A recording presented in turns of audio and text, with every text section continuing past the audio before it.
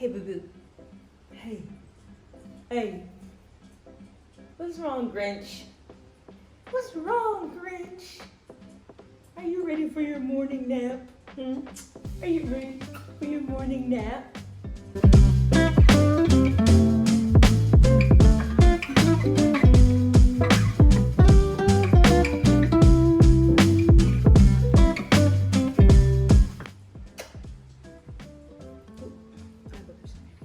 Hey, hi, hello, welcome back to my channel. My name is Jess. This is Nigel, and I wanted to revisit some of my older videos, so I'm going to start with my video I did back in July. That was 20 books I want to read in 2020. So like everyone, last year, like December, I was like, ooh, I want to read 20 books in 2020. And my thought was to get 20 books on my shelf that have been there for a long time and I haven't read them, mostly because I'm intimidated, or I might have just kind of bought them on a whim and then never really thought about them again. So I made my list, obviously before I knew what 2020 was going to be. I started out super positive and motivated. I shared it on Instagram. Other people joined in with me. We shared our list. And as the year went on, it was exciting to see people read books, check them off their list, tag me. I would post mine, and I was doing so well. And so I'm here to tell you that I did not complete those 20 books. So I did a video, I don't know, a couple months ago, which were all the books I wanted to finish before the year ended. Some were books that I was like currently reading or had borrowed from the library, and the rest were the books on this list. So yeah, after that video, I tried to read a couple of the books on my list. I was like, I can do it, I can push myself. And then I realized why. Like, why am I forcing myself to read books I don't want to read at the moment? Like, I'm just a very moody person, so I have to be in the mood to read a book or I'm most likely not going to enjoy it. So after some back and forth, some internal struggle, I was like, fuck it. If I feel like reading a book off that list, I'll read it. If not, I'm not. So I didn't. But I'm gonna go through quickly and talk about the ones I did read, a few brief thoughts on them, and then about the ones I didn't read. So I will start with Anna Karenina by Leo Tolstoy. I read this in January with my friend from Bookstagram, Abby. I have a really pretty copy of Anna Karenina, and so I was like, I need to read it, but I bought a different translation to actually read. So overall, it was not the worst book I've ever read. It was not the worst classic I've ever read. However, it was too damn long. So long. I know the reason behind it, but still, it was just way too long. Anna herself was the fucking worst. And while some of it was really enjoyable and surprisingly easy to read for a translated classic, some of it would be like 20 pages of talking just about like farming or really in-depth Russian politics, and I was like, okay, can we be done? But I finished it, so I feel really accomplished. And looking back on it, I'm like, maybe that was going to be a sign of how 2020 was going to turn out. Like, I don't know if that was the best book to start off my year with, but I did it. Oh my goodness, you sleepy boy. Cover up, don't be fresh. Strange the Dreamer by Laini Taylor. I read this one, I think, in the summer, and I buddy read it with my friend Leanne. I read the physical along with listening to the audiobook, which I had bought a while back, and I thought it was an awesome combination, and the audiobook is so good. And I actually really love this. Like, I was kind of skeptical because I've heard it's really like lyrical writing, very whimsical, but I really, really loved Strange the Dreamer. The writing was beautiful, and so was the story. It was just really great. And so then I tried to go right into Muse of Nightmares, which was on a different list of books that I wanted to finish this year, and I haven't. I don't know.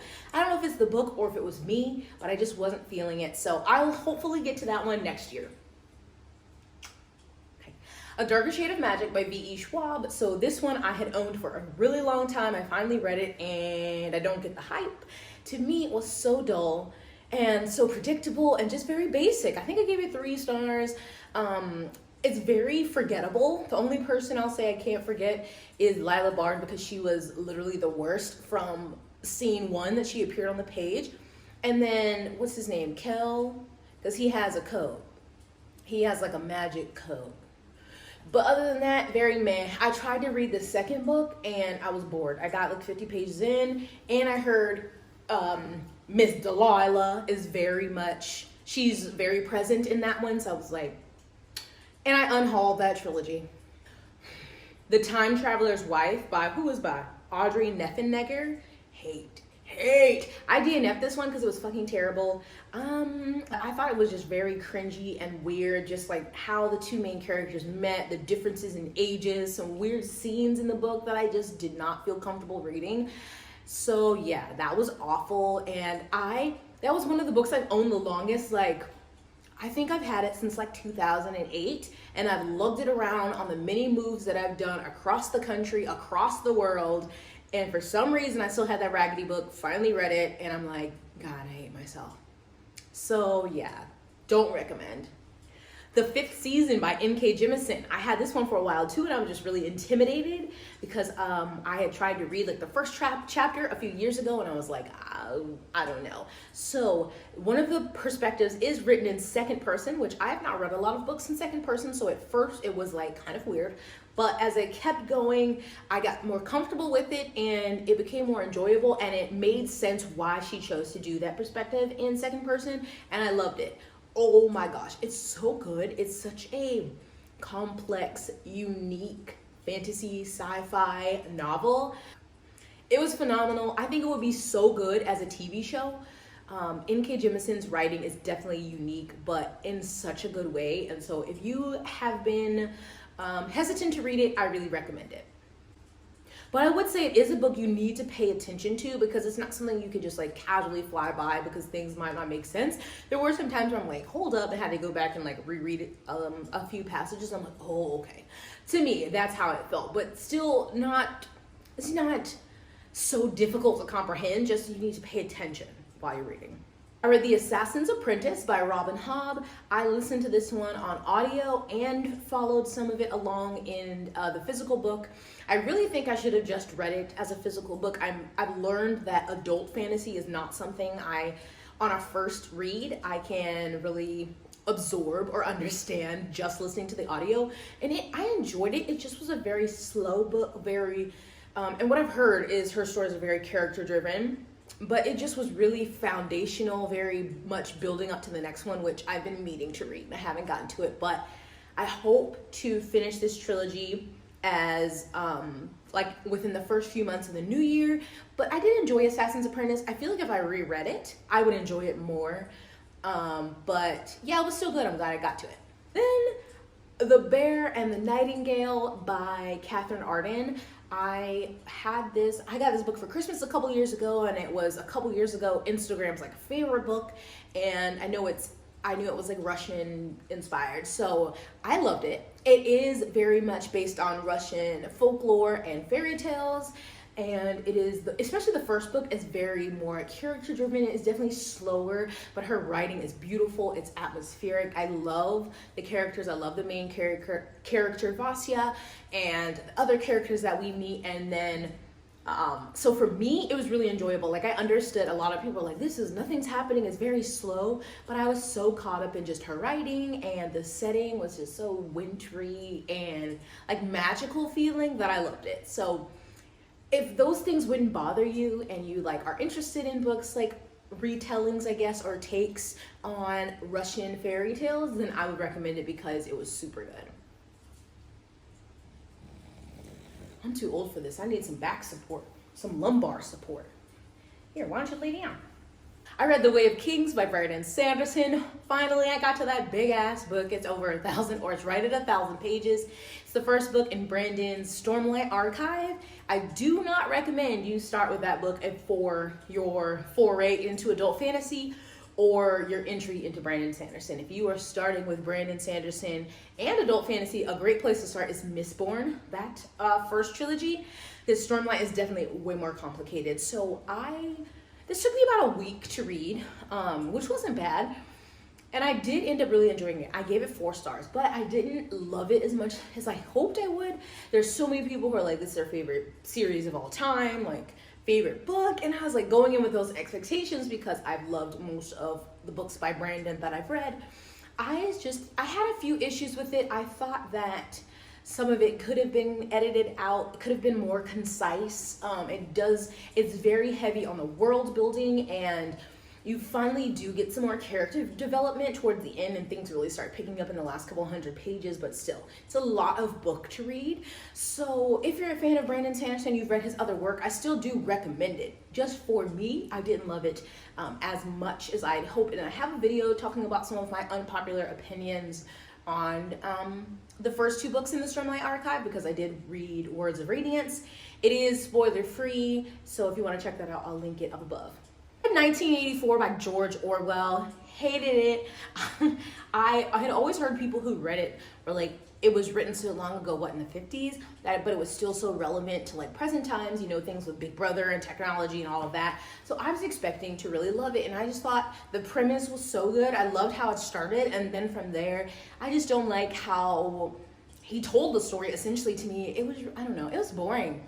Most of the time I was like, whatever. I don't know if I'm just desensitized to the world of what it is, but I didn't read it and I wasn't like, oh my God, it's so, I don't know, illuminating.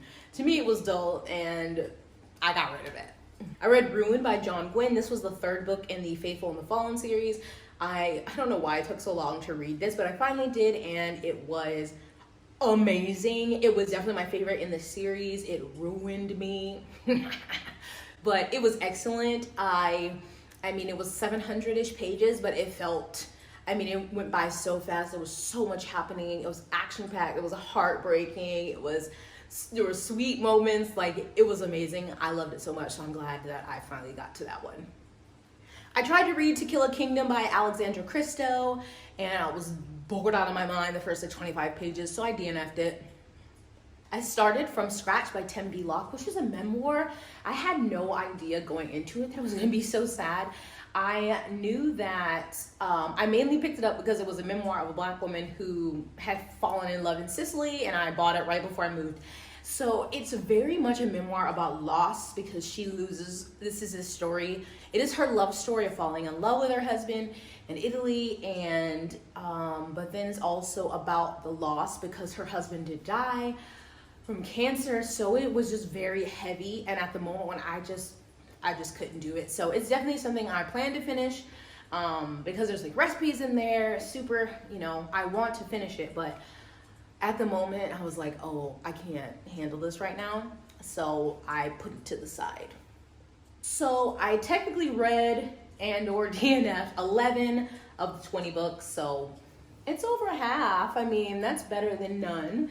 And so briefly, I'll go through the ones that were on the list that I did not complete. The Crow Girl by Erik Axelsson. This is I think a Scandinavian crime fiction novel. It is, if you follow Crime by the Book on Instagram, it's like one of her favorite books, and I've had it for a long time and I just didn't get to it, but I still want to read it. The Night of the Seven Kingdoms by George R.R. Martin. I did try to start this one. I got the audio and I was like, no, this is making me mad because now I want to reread Game of Thrones and I'm just not in the mood. I think if we ever get the final books in the series, then this would be something that I'd be interested in reading. But right now, The Bronze Horseman by Paullina Simons. So I started this book last year, and for some reason, I really don't even know. I stopped reading it because I remember enjoying it, but it's like an 800-page freaking historical love story. And I just haven't been in the mood to sit down and read that one, but I do plan to get back to it at some point. Shadow of the Wind by Carlos Ruiz Zafón. So I also got this on audiobook, and honestly, I just got distracted and I listened to maybe 40% of it, and then it went back to the library. So I was enjoying it. I feel like the first 20% I was really liking it, and then it started kind of getting kind of slow, but I definitely still want to finish it. But I probably would pick up the physical along with the audiobook, because I did like, here's a struggle. I liked the narrator. However, every time a new chapter started, there would be music for like at least the first minute, especially like the first chapter. There was music for at least the first 3 minutes. I was like, I can't hear what he's saying. Could you please turn the music off? So I didn't like that. So maybe I would just read the physical now that I think about it. Yeah. Like, why? I understand like the beginning there being music when they're like, this is from Macmillan Audio. But when the book starts, no music, please. No. I had The Battle of the Labyrinth by Riordan on my list. That was the third or fourth in the Percy Jackson series, and I just gave up. Honestly, I was just forcing myself to read it. I thought the first three were fine. I've never been a big fan of Greek mythology, so I was like, girl, why are you trying to pressure yourself into doing this? So I unhauled that entire series, and I am excited. Is it a TV or a movie adaptation? A new one, I think, that's coming. I think Uncle Rick, he seems like a great person. I love the Kane Chronicles by him, but Percy Jackson's just not for me. Weird in a World That's Not by Jennifer Romolini. It's kind of like a self-helpish book that I bought because of the title. I really have no interest in reading it. I don't know. I like the title, and it's relatively short, so maybe I'll read it, maybe not. Maybe not. Maybe not. And the last one was Winter Garden by Kristin Hannah, which I do not know. Again, why I haven't finished this one. I started it, put it down, I don't know. I've loved Kristin Hannah's other books, so I don't know why I haven't finished this one, but I definitely plan on finishing it soon. I need to go look at the books that I've started and don't know why I put them down, and I just need to like dedicate time to finishing those. But oh, no one wants to see your butt. But Winter Garden is definitely from that. So I don't feel bad. At first I was feeling bad. I wanted to come on here and be able to say, yeah, I finished all 20, and I didn't. And it's okay. And not just because it's 2020, just because you shouldn't force yourself to read books you don't want to read. And I have realized that I'm not doing 21 books for 2021. I'm not putting any kind of constraint or I need to finish this series or this book in next year. I'm just going with the flow. I have looser goals. I did talk about that in a video. Are you reflecting on any goals that you created earlier in the year? Did you succeed or maybe came up a little short? Let me know down in the comments, and let me know if you've read any of these books that I did or did not read, especially the ones I did not finish, and give me some encouragement to finish them. But I do need to start filming the rest of my end of year videos. I need to talk about the series I wanted to finish this year, and then get into my best and worst of. I hope you give this video a thumbs up. I hope you subscribe. I hope you're taking care of yourself and wearing your mask and social distancing, aka staying at home, drinking your water, wearing your sunscreen, putting on your chapstick. We need you hydrated and moisturized. And please just check out my description for the books I mentioned, any kind of information, my social media, links to issues that are going on worldwide. And I hope you had a happy holiday season if you were celebrating. But I'll see you in my next one. Bye!